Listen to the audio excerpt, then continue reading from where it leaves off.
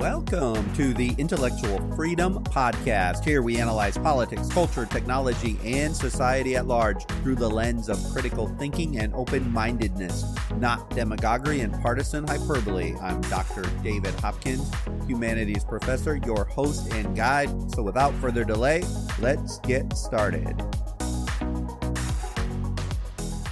We all, at some point in our lives, went through a relationship hell. Some have unfortunately gone through it many times. Relationship hell is the worst thing, right? There's almost nothing so deflating as that sickening feeling in the pit of your gut when you know, for whatever reason, that amazing, that vibrant, trusting relationship is dead.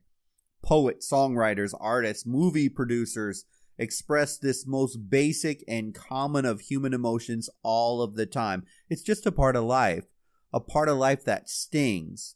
We remember it vividly. That relationship that was compassionate and then ultimately became laced with anger. That relationship that was supportive but became very destructive, and a source of love and happiness that just became toxic.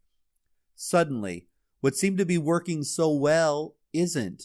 Like that shiny car that you get that's oh so lovely, that new car smell. You drive it off the lot, bliss, joy, pride, and then a few years later it breaks down and you're calling it every name in the book as repair bill after repair bill leave you just enraged at the lemon you purchased. But it was oh so great when it started, and then at the end you're thinking, how did I get to this deepest ring of hell? Some relationships are troubled from the start, and we know it. But the deeply dysfunctional ones, the ones we get subtly and unwittingly enmeshed in, they have this potential to shatter our lives, tend to start off really smoothly, and often dreamy at the beginning. You know that feeling. Oh, I'm just so lucky. I've actually found the perfect partner who loves everything about me and thinks I have no faults at all. Then it falls apart, and there comes a point you need to walk away from that toxic relationship. America's relationship with the mainstream media has become toxic. It is time en masse to end the relationship. There is no amicable resolution in the current state. No unjumping off the cliff in mid-flight. The news media, as we had known it, is dead. This is the thesis for this podcast today. There's no more making excuses for them, no more hoping for change. People do this all the time to justify staying in a relationship long past the time to leave. Let's just stop the boring, obvious, the media is biased mantra. To say this now is such a Captain Obvious statement, it isn't even worth mentioning anymore. Lamenting the obvious is getting us nowhere. The media, you and I watch, is worse than biased. It's downright evil in many ways.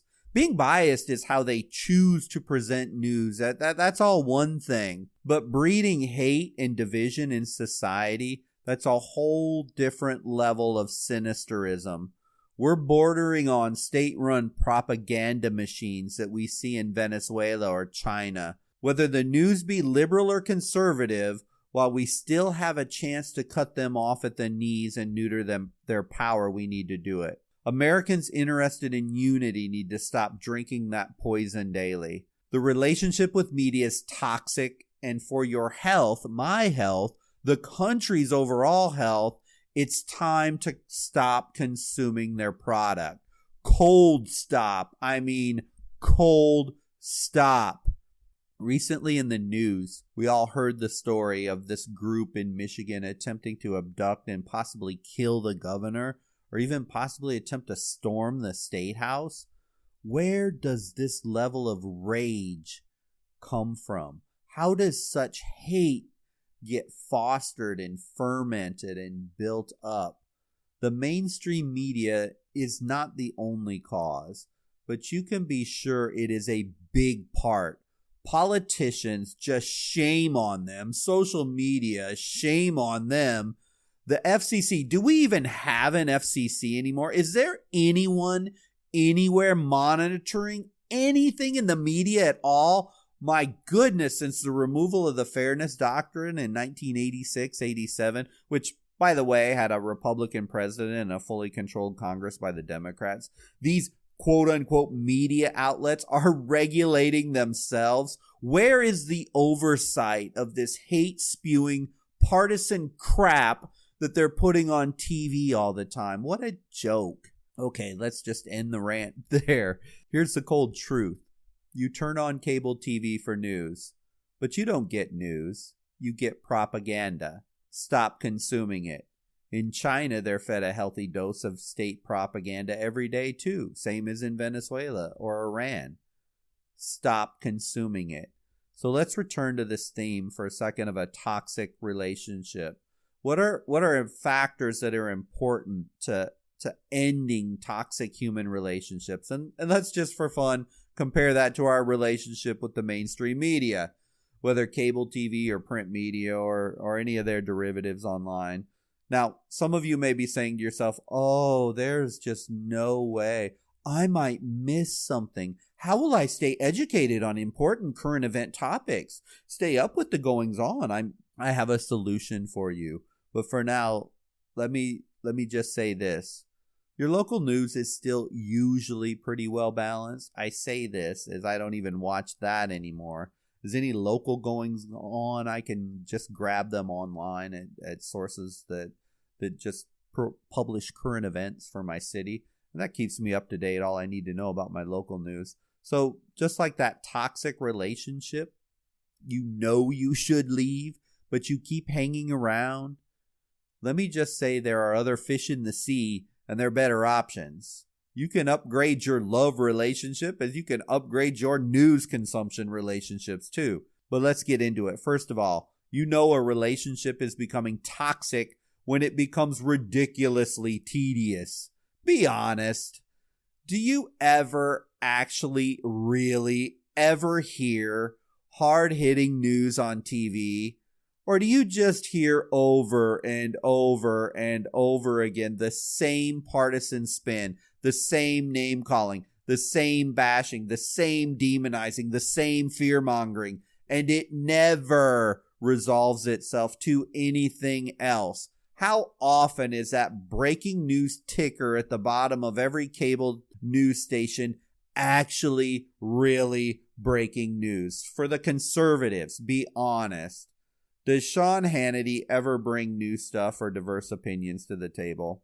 For liberals, does Rachel Maddow or any of the other liberal fire breathers like Lou Lemon on CNN ever actually admit to anything wrong with the liberal agenda? Or is it the conservatives and Trump responsible for everything bad that has ever happened in the world today?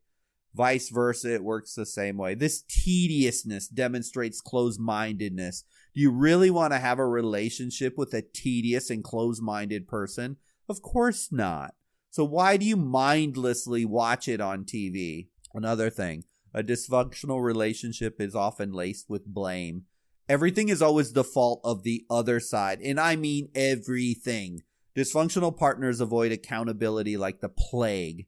The funniest thing in the mainstream media, can you look us dead? They literally will look us dead in the eye, and they will tell us, oh no, we are not biased. Even Fox News with their famous, quote, fair and balanced station. None of them serve the public. All of them have a profit motive first. Thus, they have no choice but to blame the other side. Can you imagine for even a second what would happen to Sean Hannity's audience if today he went on the air and endorsed Joe Biden?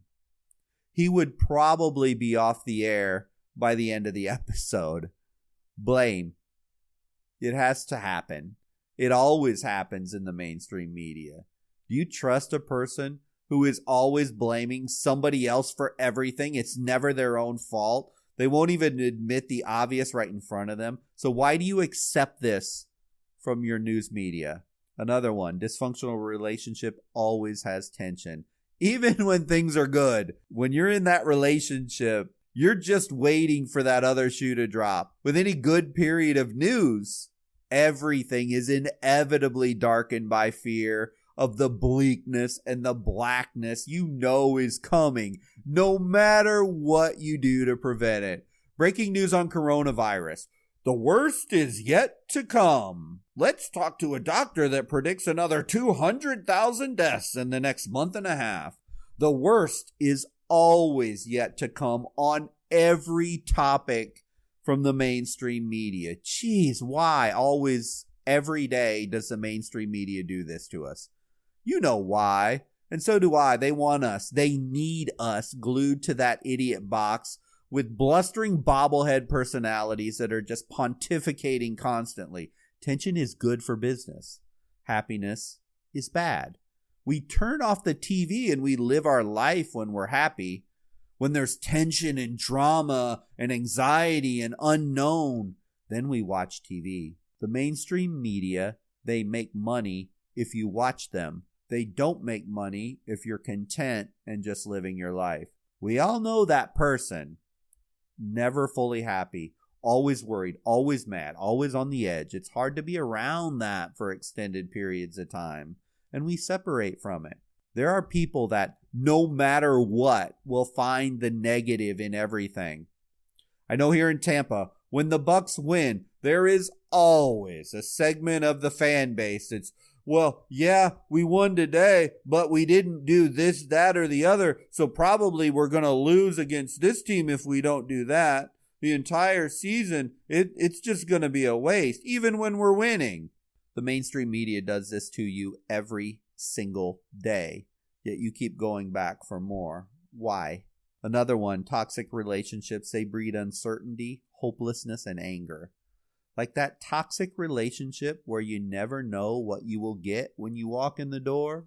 One night your partner's sweet, kind, and forgiving. The next, you can do no right and you're manipulated. Sometimes the person makes you feel like crap about yourself or pushes your buttons to get you angry so that you're kept on the edge and you're constantly worried. Funny, before I completely swore off cable news, I was flipping through channels and I stopped on a story about riots in Portland. And the conservative host was speaking about the horrific performance of the Democratic mayor. And there was a picture of the burning building with looters in the upper right-hand corner. In tiny font, you could barely see it, were the words, footage from June 2020. That was almost 5 months ago. Now, this isn't to deny there have not been riots, because obviously there have been many riots in a number of cities. But why are you flashing visual images of breaking news in Portland riots and showing pictures and video of things that are 5 months old, unless, of course, you were really trying to highlight your story and breed anger, uncertainty, and drama?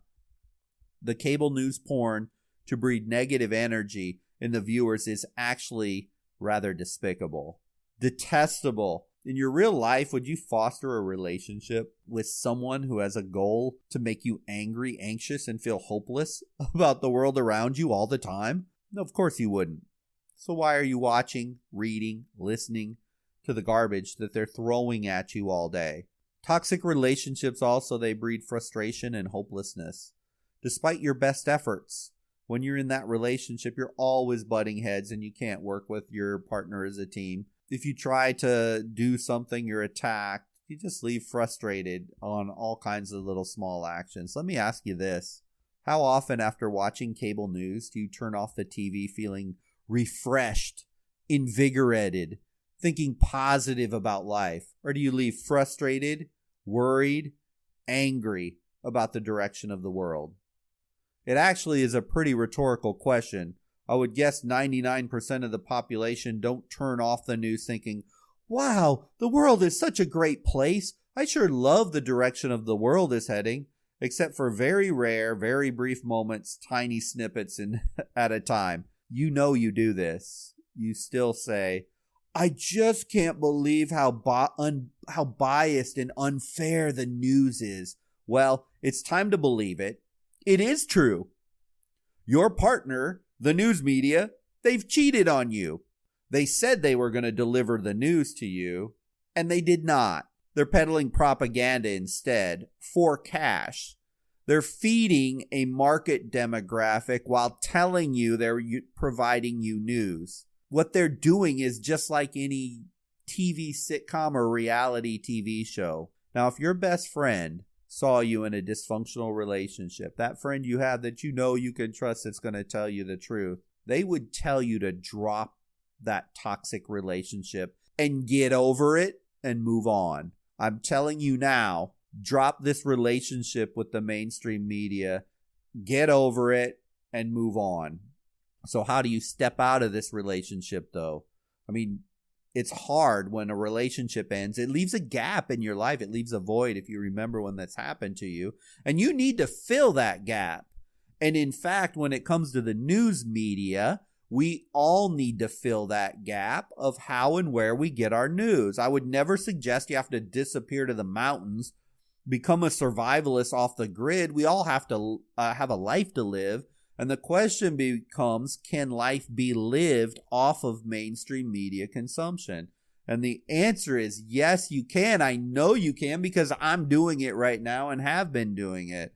But there's some things that you have to do to make this work well. First, you need to seek out news sources. Search for impartial, unbiased news sources. And there are a bunch of them out there. Do not go to Google to find them. For goodness sake, never use that ridiculous, biased search engine. It's using algorithms of everything in your past to feed you everything you see. Right now, at the sound of my voice, if I had a conservative listener and a liberal listener on listening and on their computer, and I told them to search right now unbiased news sources, their results would be vastly different. Scientific studies show this. So you need to use browsers like DuckDuckGo or StartPage, or even use those search engines, or even download the Tor browser. There are many, many ways to get actually unbiased search, but you got to use it. Do not use Google for that. When I use Google, I'm usually looking for a restaurant or something local, or I like Google Maps. I think it works the best, but I never, if I'm looking for news or looking for facts, I never use Google. It's just way too biased. But there are many, many sources catered specifically to providing news that is without opinion. And that's what we need. That is how we get free from the mainstream media.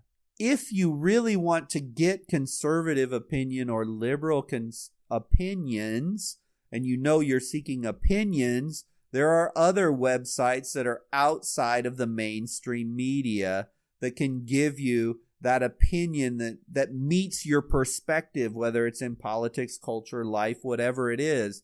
But I recommend staying off CNN, Fox, all these mainstream media sources, because the more you stay off of them, the more they feel the financial pinch. The more they feel the financial pinch, the more they may change. I personally doubt they will ever change, ever. But when you seek online, don't just give up the mainstream cable TV and then go to Fox News Online, for example. Well, that defeats the point. So make sure you seek those things out. Also, another way to do it, get your news directly from the source. Listen to an actual speech. Listen to the congressional hearings. Read the party platforms. Read the data released on the economy. Let's face it, any buffoon, myself included, we can get jobs data if we want to know what the economy is doing for free online when it's released. And we can read it without any blustery hyperbole from the right or the left on how great or how terrible it is. Chop out the middle person, the mainstream media. Another one, just stop participating in mean-spirited, angry online debates. Block, screen out, ignore the blustery know-it-alls online. Intentionally seek out, search, click on impartial news sources. If you do use systems that track algorithms, Facebook, Instagram, all those have algorithms built in there. The algorithms of these social media giants, when you pull news, they're incredibly sophisticated, And just as they can trap you in tribalism because you only read liberal stuff or conservative stuff, if the algorithms see you seek out impartial and balanced news, those algorithms will start to feed you information that meets this new way that you're accessing information over time. So if you block noisy, obnoxious people and only like, comment, view positive stuff, impartial stuff, you can actually use those algorithms to your advantage. Most people get their news online now anyway. So make sure what you click when you're in Facebook or any social media and what you like, you start to feed yourself unbiased stuff. As you foster this new personality online and the algorithms start to detect it, there's a new set of information that's going to be fed to you through your news feed. And when you seek out actual live information from real primary sources, you will not even miss the mainstream media. Now, you could argue with me, look, you're asking me to seek out economic data that's going on with jobs reports. I do not have time to do that. I have no time to look for that information. What I would say is, oh, really? You don't have time to get that information on your own, but you do have time to spend an hour or 1 or 2 hours to stare mindlessly at obnoxious and biased propagandists talking on cable news. How about you do this? That time that you were spending just staring at that TV, sit down with your laptop and seek out real information. I bet you'll spend less time on it, and I bet you'll get better information at the end of it. Let me tell you, for me personally, I've detoxed immensely from the mainstream media, and my perspective has changed dramatically. We actually took a vow in our house to just stop watching mainstream media cable news. They don't have the same hold on me. I'm not enraged at them for not delivering news anymore. I don't even expect them to deliver news anymore. The talking heads on cable TV are not even journalists. They're TV personalities. They're reading teleprompters. They're not unbiased.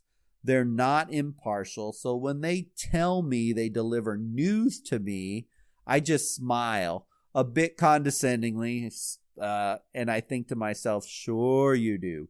Sure you deliver the news. Uh-huh. When I hear a bombastic rant of end of the world if this, that, or the other happens, I smile, shake my head, and think, yeah, sure thing. I'm not controlled or influenced by the words they say anymore. They can't even make me angry about how biased they are. I say this confidently because, well, I simply don't tune in, sit down, and watch it. Finally, outside of just the news, just surround yourself with positive media in general. Just as nasty, obnoxious, name-calling, angry news is contagious, I would argue the positive, uplifting, uniting news can be just as contagious. There are news sources out there on the internet that deliver daily happy news, or apps that seek this out and deliver it to you.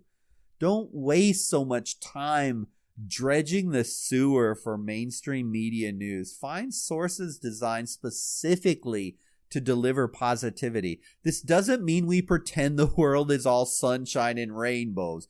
It is not. But still, switching perspective and filling your mind with uplifting news makes breaking away from all the ugliness much, much easier. Or hey, maybe even better than just consuming mainstream media news. Just go for a walk or read a book. You know how I advocate how significant reading is. Or go visit a friend. Just being unplugged completely could even be the best solution of everything. No matter what you do and how you do it, killing mainstream media consumption will pay huge dividends to your psyche. They've convinced us that they are oh so important, but just like that toxic relationship, although it's hard when you break it off, in the long run, it can be the best thing that ever happens to you. Because really, you don't need them. You're better off without them. Thank you for listening to the podcast today. I hope you found value in this topic. Walking away from the mainstream media is a step we in America need to consider doing. If you can go cold turkey for an entire week, then look back on it and see what you missed. You may just find the only thing you missed was anger, frustration, and resentment. Remember, I generally publish new episodes every Monday and Wednesday, so if you click like or follow, you'll be alerted when new episodes come available. Until the next episode, I hope you have a wonderful week.